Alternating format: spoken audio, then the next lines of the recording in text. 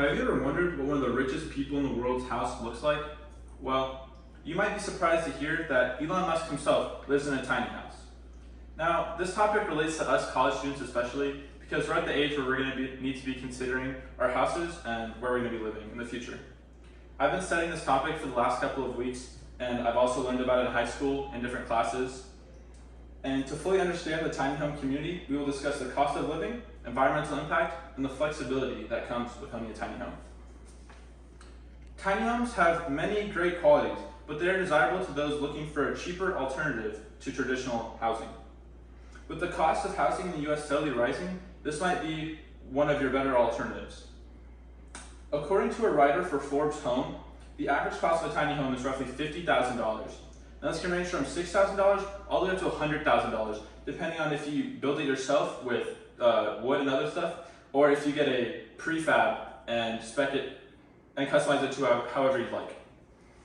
According to an author for the National Debt Relief, in fact, 58% of people that live in a tiny house have more than $11,200 saved in the bank than the average American, and 65% of them have no credit card debt. This shows the kind of money that you can save from downsizing and living in a smaller home. As stated by PR Newswire, the latest market report from Technavio reports the tiny home market size is going to expand $3.57 billion from 2021 to 2026. This shows how much it's going to expand. Now that we've discussed costs, we will discuss the environmental impact that comes with owning a tiny home. The environmental impact is significantly reduced because you have a smaller footprint and you have less waste.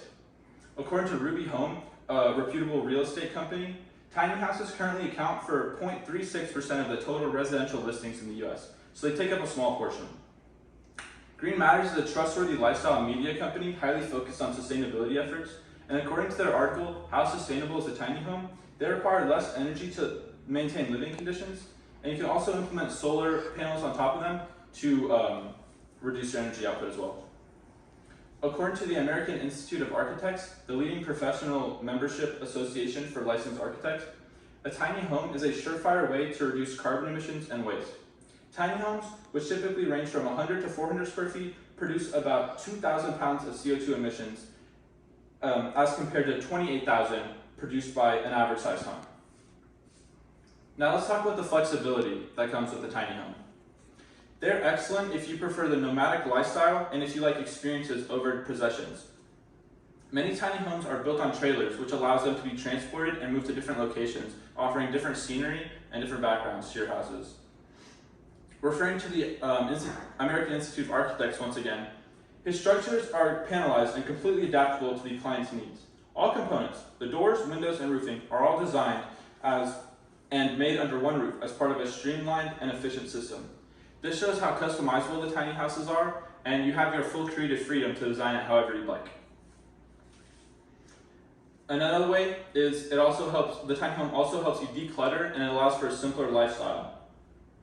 And now that I discussed the flexibility, I'm going to start to wrap things up.